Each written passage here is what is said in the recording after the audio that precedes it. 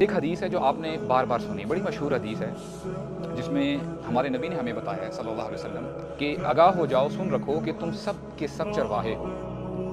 میں دوبارہ ریپیٹ کرتا ہوں، نبی کریم صلی اللہ علیہ وسلم مسلمانوں کو ایڈریس کر رہے ہیں اور بتا رہے ہیں کہ تم سارے کے سارے چرواہے ہو، اور تم سے تمہاری جو بھیڑ بکریاں ہیں نا ان کے بارے میں پوچھا جائے گا۔ اب اگر آپ تھوڑا سا سوچیں، جو چرواہا ہوتا ہے، شیپرڈ ہوتا ہے، واٹ ڈز ہی ڈو؟ وہ کرتا کیا ہے؟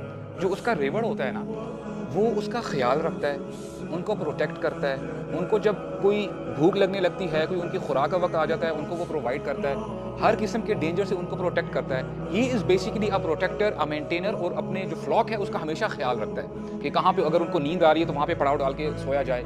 سو دس از ہاؤ دا شیپرڈ از۔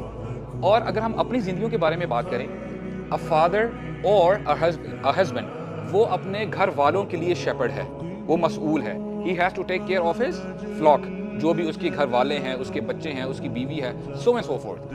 اسی طرح جو بیوی ہے، بیوی یا والدہ، دا مدر، وہ اپنے بچوں کے لیے سرپرست ہے، وہ شیپرڈ ہے۔ اسی طرح ٹیچر ہے، ٹیچر اپنے جو اسٹوڈنٹس ہیں ان کے لیے شیپرڈ کا کام کرتا ہے۔ اسی طرح اگر آپ اوپر کے لیول پہ چلے جائیں، جو حکمران ہوتا ہے نا، حاکم، وہ اپنی رعایا کے لیے، جو بھی اس کے ماتحت لوگ نہیں ہوتے سارے سٹیزنز، وہ ان کا شیپرڈ ہوتا ہے۔ He has to take care of his people. Do get the point? یہ حدیث بہت ڈیپ ہے۔ تو یہاں پہ it gives you a sense of responsibility کہ آپ کے اوپر رسپانسبلٹی ہے۔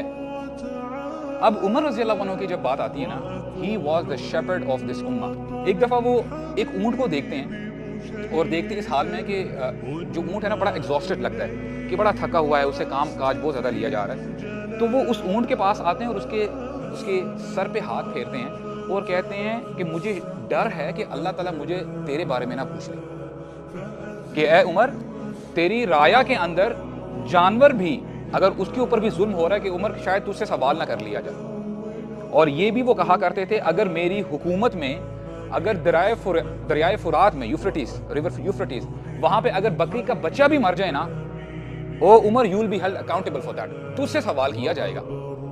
تو یہ ہوتا ہے شیپرڈ، یعنی حاکم کی یہ ابھی کہہ لیں رسپانسبلٹیز ہوتی ہیں۔